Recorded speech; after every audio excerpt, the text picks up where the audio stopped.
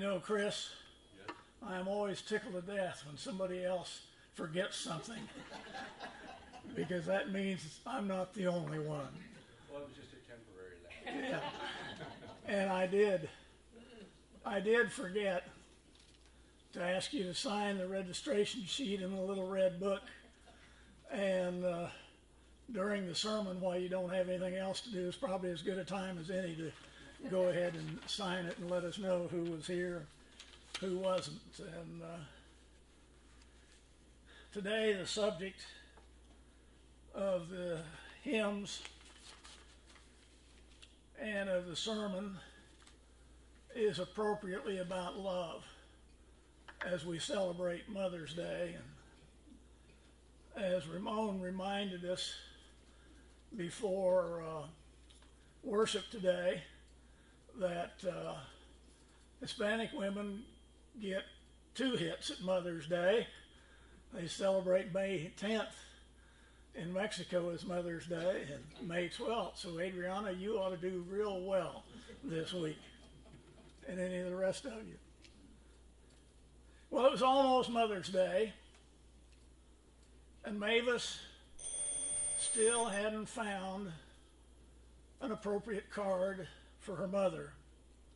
She had a hard time finding appropriate cards to give to her mother because she and her mother never really did have a particularly close relationship. And Mavis shared her dilemma with a friend of hers at work. And her friend told her, you know, it's only natural that you have relationship problems with those who are close to you. And You had a really high-pitched something. oh, really? Oh, yeah. Just turn the volume down just a tad. Steve said that BP is on? Wait, thank you. Yeah. How's that? There, that's better. Okay.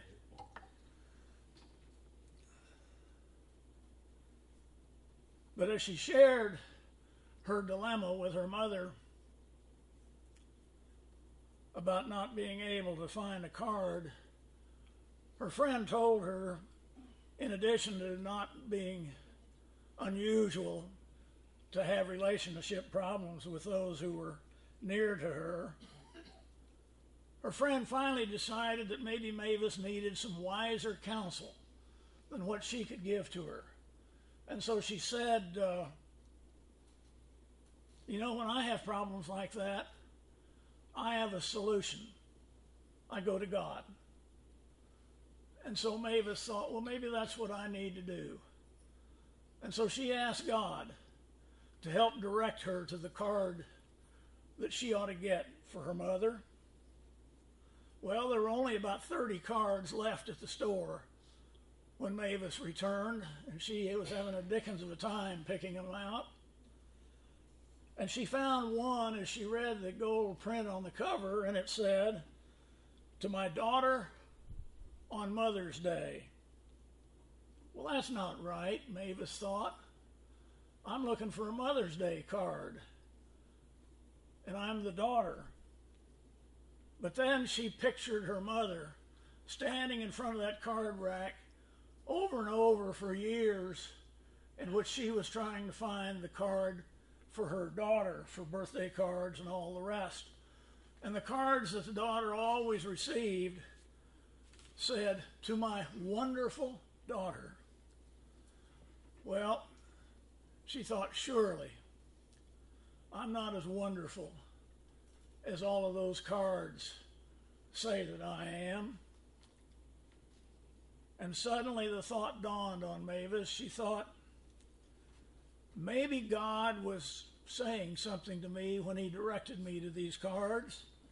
And so she put back the first card that talked about the wonderful mother, and she found a card that was blank on the inside, and it had a beautiful bouquet of flowers on the outside. So on the inside, she wrote just a very simple message. To my mother on Mother's Day, thank you for being you. love from your imperfect daughter.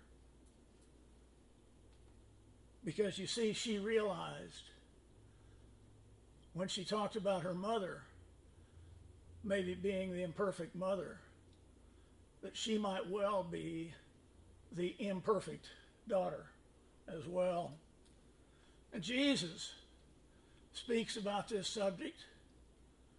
He tells his followers, as the Father has loved me, so have I loved you. Abide in my love. What better words could we read on Mother's Day? Jesus' words are for all of us, mothers and fathers, grandmothers and grandfathers, children, siblings, and friends. You see, it's because God loves us that we all love one another. Because he forgives us, we forgive one another. At the center of the gospel, of all of the gospels, is the self-giving love of God. And that is the message of the gospel today. It says there is a link between love and happiness. Jesus even says, these things I have spoken to you, that my joy might remain in you, and that your joy might be complete. What he is saying is that love is essential to joy. As many of you know, I'm a fan of the Peanuts cartoon. I get a lot of my philosophy from reading Peanuts, and Charles Schulz must have been a brilliant guy. And in one of his cartoons, Charlie Brown and Lucy are discussing the meaning of existence. Why do you think we're put here on earth, Charlie Brown? Lucy asks. To make others happy, is Charlie's response. Well, Lucy isn't very happy with that response. She says, I don't think I'm making anyone very happy. And then she looks at him and she says, of course, nobody's making me very happy. And then she becomes quite indignant and she looks at Charlie Brown and she says, somebody's not doing his job. Well, Stanley Jones writes a book about growing spiritually, and he tells another pretty good story. It's about a man who lived out a fantasy life. All he had to do was think about something, and poof, it happened.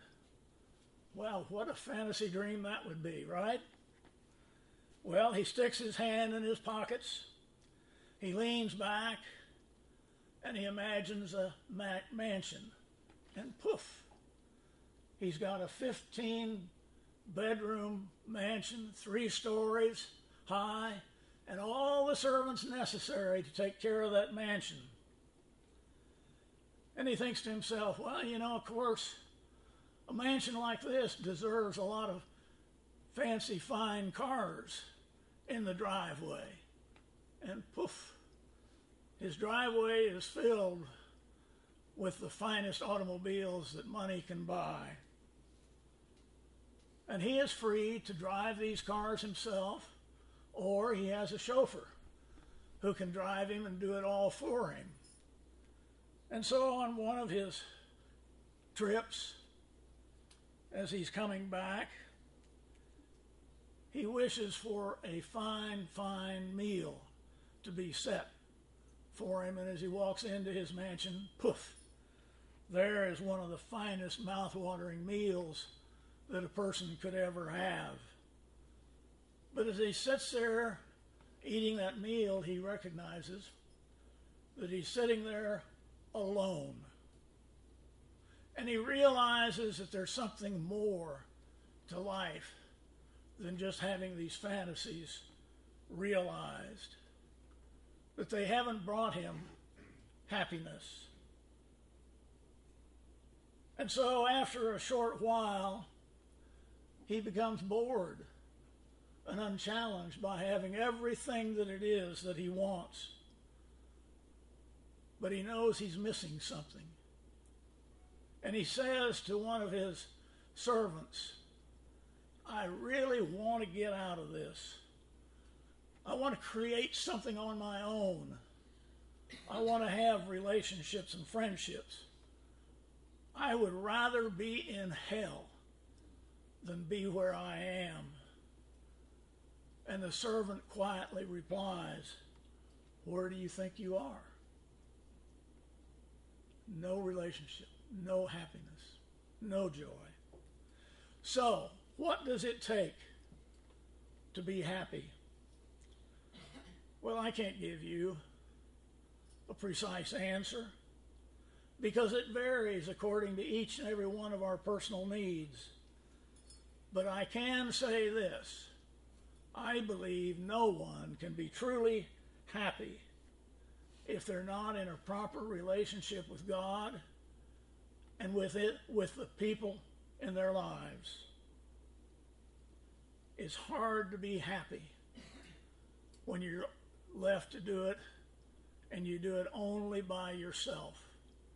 You don't involve God and you don't involve others. C.S. Lewis developed a rather, I think, weird philosophy of life.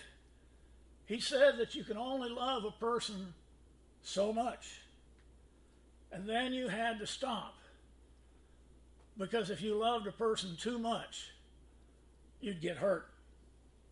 Well, his life story, along with his beloved wife Joy, was the subject of a movie called Shadowlands. And Lewis would later write about that life of his. To love at all is to be vulnerable. Love anything, and your heart will certainly be wrung and possibly broken. If you want to make sure of keeping it intact, you must give your heart to no one, not even to an animal. Wrap it carefully around some hobbies and luxuries. Avoid all entanglements. Lock it up safe in a casket or a coffin of your own selfishness. But in that casket, safe, dark, motionless, airless, it will change. It will not be broken. It will become unbreakable, impenetrable, irredeemable. Lewis says the only place outside of heaven where you can be perfectly safe from all the dangers of love is hell.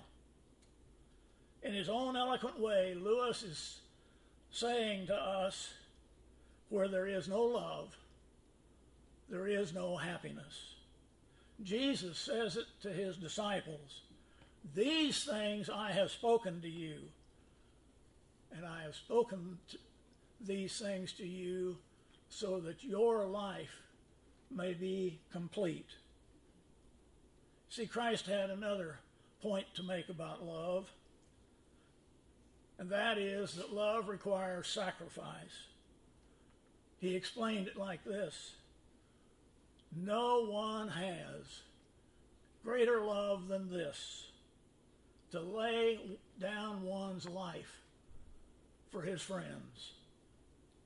When you love, when you truly love, no sacrifice is too great. Throughout history, the one driving force that has moved humanity forward has been the willingness of parents to make any sacrifice they need to make in order that their children will have a better life. Today, unfortunately, stories show that a sizable number of parents are on drugs and they ignore their children.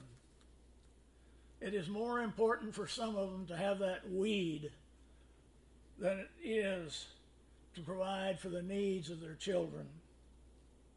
There are a lot of families in crisis today, and it's because the adults put their own selfish needs above that of their children.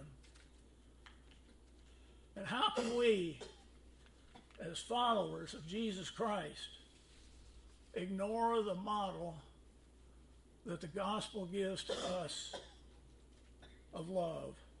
It says very simply, for God so loved the world that he gave. Where there is no giving, there is no love. That is true within the family. It's true between friends. It's true with fellow church members. It's true within a society.